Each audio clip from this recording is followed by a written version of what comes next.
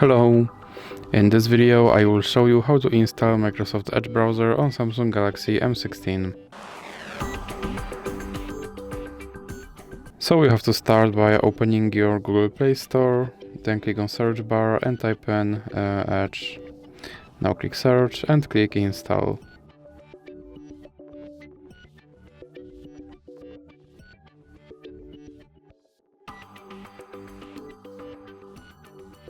Now you can click open.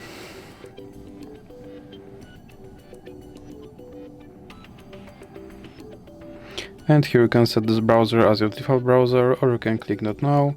Now you have to click confirm. And as you can see, my Microsoft Edge browser is now installed and is ready to use. So that's it for this video. If you liked it, please remember to leave a like and subscribe.